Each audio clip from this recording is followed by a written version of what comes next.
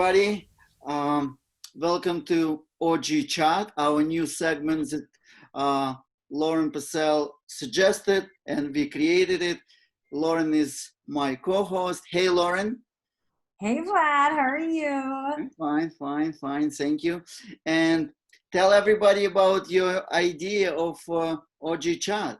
Oh my gosh. Well, I miss the Organic Grill. It's one of my favorite restaurants, and I live in the East Village. And I thought it'd be great to get on the phone with Vlad and some of Vlad's friends and just check in with them and hear how they're doing and how they're like managing in New York City through the pandemic. So we're just going to call up some friends. Say hi. Thank you. Great idea. And honestly, I miss everyone and I miss East Village. It's became part of my DNA, and we all kind of missing each other. And I'm so happy to guys introduce you to Alex and Maegan. And those guys are very active in the community, and they are vendors, and they're also part of association. But let them talk about it. Hello. Hi. Where should we begin? Tell us about this wonderful association that you're part of. Sure. We live in the East Village and own a business in the East Village, and we are part of the East Village Independent Merchants Association, EEMA for short, which was put together by a group of East Village merchants to help the community and work together to try to support each other. It kind of sprung out of, I guess it started about 5 or 6 years ago, and it kind of sprung out of just the issues that people in the neighborhood were having with more chain restaurants and, chain stores and things like that kind of coming in and taking over several storefronts, and so that there couldn't be, really the small businesses anymore. And, also obviously like landlords renting to them because they have more money for rent and things like that. And that's kind of what started EEMA. So that and we all just kind of started getting together and saying, let's make this an organization so that we can actually try to work all together, because that's what we have to do to make changes, for the merchants to stick together. And we know everybody as merchants ourselves, how busy everybody is all the time. So it's, it's hard to meet each other sometimes because we're just also busy working. So that was another thing that we wanted to do, was to try to get to know our neighbors more and, be more of a part of the community even. So run by merchants. Yeah, I mean, it's helpful just to know other people that are going through the same sorts of issues as you. And, if someone has an idea for an event or, something like that, then you have, a ready, willing group of participants who are going to, this person might be able to make a flyer, or this person might be able to reach out to businesses. And so there's a strong kind of community aspect to it too. Sure. And we've worked together over the years to put together different types of projects.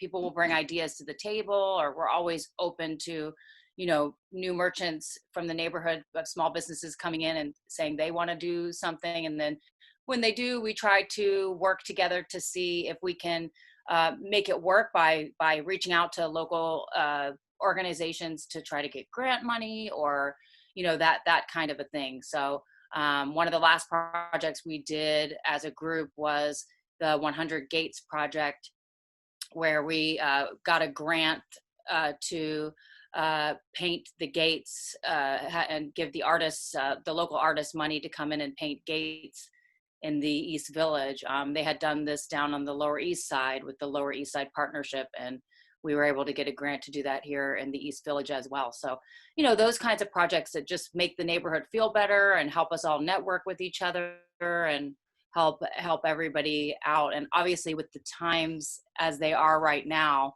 we kind of all need each other more than ever, and everybody has a lot of questions, and it's, it's a crazy time.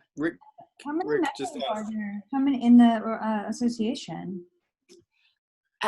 That's a Right good question. now, I think there's like 5 board members, and there are other businesses sort of on the periphery that attend mixers and stuff like that. But it's fairly, I mean, other than the board, it's always fairly, what would you call it? Flexible. Yeah, Like, well, you know, it's like changeable. as we know, businesses close and often around here, and new people come in, and so it's kind of changed. But we've gone through some different phases as EVMA, where at the beginning it was kind of like a sign up as a member so that you can be, you know, and then now it's kind of just open. It's like we're all following on Instagram, and you know, when people want to come and hang out at meetings. We actually had a big mixer planned, which was meant to happen April 1st, and yeah, that things took over. Yes, April Fool's Day, it didn't happen. It, you know, with everything going on, we had to cancel it. So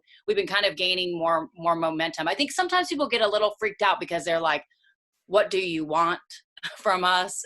You know, what, and we're like, no, like we really just want to help. It's like I run the EVMA Instagram, and I just do it as a volunteer because I just want to help promote other businesses. So, you know, it's really all just people that care about the neighborhood and either live or have businesses in the neighborhood or both, and just want to try to, you know, do things to help the neighborhood. But I know a lot of us have been very jaded by certain things we've dealt with as business owners and residents. I'm actually guilty as charged. When I first encountered you guys, I was like, oh, they're starting to follow us on Instagram. They're doing this for us.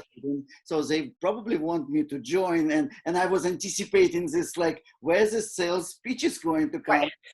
And I honestly think that, I'm sorry, I'm not even a member, and Organic Grill was hosting you guys, and you would come and you would always help us with our events and reposting. I'm really grateful that I got to know about the association and you personally, and only good stuff. And honestly, yesterday was a Zoom of all vendors, and you guys made me feel so good. I felt so alienated. Usually go to the city, just unfortunately clean the restaurant and close the gate again. And for me to talk to everyone and to see who is dealing with what, and have this leverage of getting in touch with everyone through you, and adding ideas was very, very genuine and great. Thank you. Oh, good. We're glad to hear that. And I think that's, I mean, you know, I feel the same way as I know what we're about. So, but if someone was coming to me, I'd probably think that they were trying to sell me something. You know, you get hit up with that kind of stuff so often. I do think that, like you, Vlad, like a lot of people just more recently have started to realize, you know, oh, it's just people like us that want to. And I was always ready to communicate and kind of chat. It just was never an opportunity. Lauren, I have a question for you. Being from a neighborhood and knowing that there is such an association, what do you think about it? I mean, I had no idea. And I mean, it makes me, I'm not sure if these associations exist all over New York City, but especially in the East Village, it's like holding the East Village together. And like Alex and Maegan, like people like you, the merchants, that's who I'm worried about right now. That's who I'm thinking about. That's what makes the East Village the East Village, and not the town I'm from in Ohio. That's what makes it special. It seems so vital. I just wish more people knew about it. And I think we should make like a statement. We have nothing against Ohio, right? Okay. No, I love Ohio. I'm from Ohio. It's a wonderful place. I'm from Florida, so I know exactly what you mean. Like, we move here for a reason, right? Yeah, exactly. I mean, I'm one of those people, like, I'm allowed to say bad things about Ohio, but if exactly, but, exactly. No, it's just so wonderful because you guys are the kind of people that we need the most to make our city, to make our village, our little village. We live in a village. So how are your spirits? Like, how are you getting through the day? Like, what do you do? Can you even plan for the future? And what is your day like right now? Well, that's a good question. It's been a little bit crazy for us because basically right when this all started to happen, we just suddenly had this idea with an artist friend of ours to do this art auction called Art Through Vintage, and it's kind of wrapping up this week. But so for the last month, basically, while we've been closed, we've been so distracted by working on this auction, which essentially it's we to tell you the short version of it, we had artists we did like FaceTime chats and stuff with them, and they would pick out an item from the store, and then we'd contactlessly deliver it to them. We kind of drove around and threw bags on people's porches, and then after they finished with the items, we went around and picked them back up, and then we put them up for auction, a 10-day auction, and then we're splitting all the final proceeds 50-50 with the artists. So that, like, it ended up being 74 artists, and we had 114 auction items that we had to relearn how to use eBay.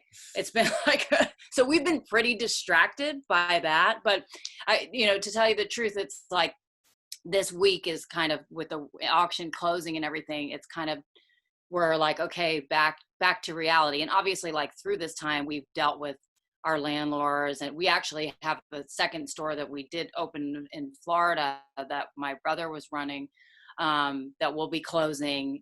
So we've been dealing with the landlord there too. So, it's not fun. And we're doing, like all merchants, we're trying to research all of the relief that's available. And, that in itself has been more or less a full-time job. Very overwhelming. Trying to, work out A, what's available, and then B, how do you reply? And then dealing with the waiting and the rejection, and then the basic lack of money, essentially. Right. And and that's hard too, because also it's like, we get that our landlords also have bills to pay, so it's like, what do you ask them for? There has been no official rent relief given to, like, people with mortgages, so it's like, until we have that, it's like, well, what can they even really give us? So unless they're just being kind, which some are, some aren't. Mm-hmm. So we've been pretty distracted, but I think we're about to get slapped back into reality this week when the auction's over. We really have to start going, okay, what do we do now? Because we never relied on online sales. And we have a website, and we did have items up on our website for sale, but it would just be something here, something there.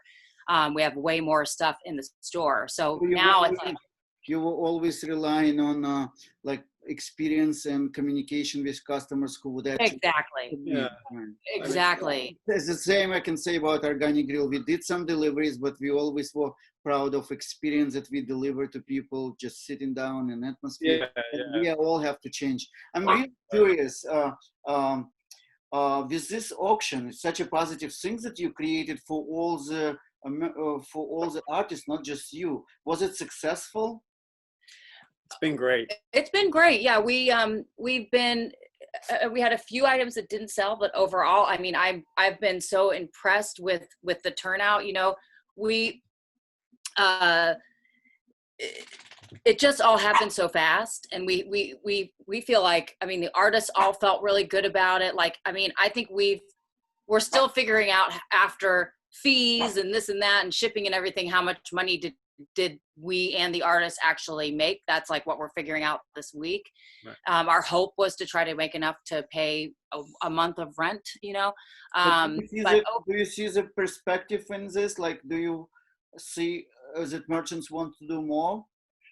Yeah, I mean, that's been the best part about it has been that it's been like a great networking experience with the artists. Like, we've met so many cool people.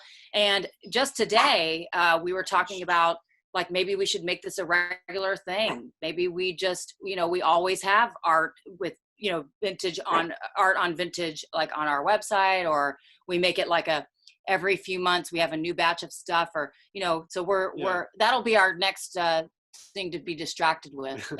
We'll integrate it somehow. But I mean, it's been really inspiring to hear the artists say not only that they're just doing this thing for us, but they themselves have been inspired, and that's a common comment that we've heard, is that it's gotten them into a new kind of creative phase. And for me, it's actually really cool because I'm walking around and now I know so many more artists in New York and East Village than I did before. Because it's mainly street artists. It is mainly street involved. artists. Wow. So I'm like seeing the East Village in a new way because I'm seeing all these people who were involved in the auction and their art on the walls or on lampposts. Like, or there's whatever. a Yeah. Ohio Mike's Right. sticker or this or that. Right. Artists. Never would have noticed before, but now we're kind of seeing that stuff. Which is actually how it all started, was that I took a picture of a mural that's over on 6th Street between A and B. Between A and B, next to where, on the wall where Sidewalk Cafe once was and is now August Laura. And I took a picture of it and posted on my Instagram and tagged the artist, and he reached out to me and said, "Hey, thanks for, tagging my art, and I'm glad you like it." And I said, "Oh, I really love it." And that was like almost a year ago maybe. And we just kind of always stayed in touch and said, maybe we can do something at some point. He said, maybe I can paint on some clothes. And we just kept getting busy with life. And then when this all happened, we kind of checked in with each other. How are you? How are you? How are you holding up? And he said, maybe when you guys reopen, we can do some stuff. And we said, let's do something now. We just kind of, so it was like another cool kind of East Village story. So it all started from something so positive. And I think that that's the great thing, is that it's given us all, something positive to focus on. And the artists have enjoyed creating things in the middle of this mess, and looking at a new medium to use. A lot of them hadn't done art on clothing before, and it was everything from clothing to knickknacks from around the store. Somebody made a lamp out of a pair of shorts that she turned into a lamp. It was like really neat to see what people got creative with and made. So I do think that we're all adjusted. Like, it's like, as much as we don't want this to become the new norm, we want to go back to the way it was. But, we're here right now. So it's an adjustment that, I don't know, hopefully there's some of these little silver linings that come out of this, where we go, okay, but we do this art through vintage thing. Yeah, something we can take from this. Lauren, would you agree that this is one of the most positive things we ever heard? Oh, yeah. Started? There are going to be good things. How long have the two of you been in the East Village? I guess about 13 years I've lived in, we live in our apartment's above the store. So we live in an apartment above the store. So in this apartment for about 13 years. Alex has been here with me in this apartment for about 7. Before that, I lived in other areas of New York and always wanted to live in the East Village. And the store is the store is what, 4.5 years old now? It's about 5, yeah. Almost 5 years. Almost 5 years old. So I worked in film and TV and music before that, post-production sound, and honestly was kind of getting to the point where I was like, I don't know if I can deal with living in New York anymore. And Alex was kind of like, maybe it's because you hate your job and you've never really been doing what you want to do. And I'm like, let's try something new. So I started up with a website, and then eventually was able to, the storefront in my building had been sitting empty for so long. I reached out to the landlord and kind of eased my way in there. Hey, could I do a pop-up? I'll clean everything out, and then ended up saying, it's kind of going well. Can I stay? And I would be at my old job going, hey, I have a meeting to go to. Run over to the store. Well, Alex is a life coach. He changed your life completely. Yeah, there you go. Yeah, exactly. Yeah, he convinced me to stick around. Well, but she, as you've heard, she has amazing ideas. And and guys, looks like after this coronavirus, you have to open a bigger store, because all these merchants, they have to have a room. Or an art gallery, a vintage art gallery. Yeah, everything will be. Lauren, wouldn't it be cool for a neighborhood to have this local artist gallery or flea market? Yeah, it would be very cool. Yeah, that would be very cool. Yeah, we could actually start like a section of just like a art on vintage museum. That is true. We not could for sale. Yeah, like make a section for that. Yeah. Yeah. See, it's a curse. The brain never stops. Yeah. let's use this opportunity and talk about your store and how local artists and craft makers can get in touch with you. Yeah, so the store, it's East Village Vintage Collective, and we've always our whole thing is selling affordable vintage that's kind of curated. You know, you don't have to pick through it to find something good, but you don't have to pay the price of like a fancy curated vintage store. It's just everything's kind of funky and fun, and we pick out everything ourselves. And we also do consignment. We call ourselves a collective because we basically, you know, we have other people selling items in there that they bring in. And then we also have always had like, you know, different local, like we sell cards from people that live in the neighborhood. We sell certain other things. And it's really just kind of been, we make it up as we go. We just always want to be able to support, you know, like the last, I said cards because what popped into my head is, an artist that used to work at a restaurant on our block came in at one point and said, I make these cards. Would you guys mind selling them here to see, you know, see how they do? And we're like, sure. You know, we just kind of, if it fits with our kind of vibe, you know, we're like, hey, come in, why not give it a try? And you never know. So what how do they contact you? By email, by Instagram? What do they do? Oh yeah, they can reach us through private messaging on Instagram, which is EV Vintage Collective.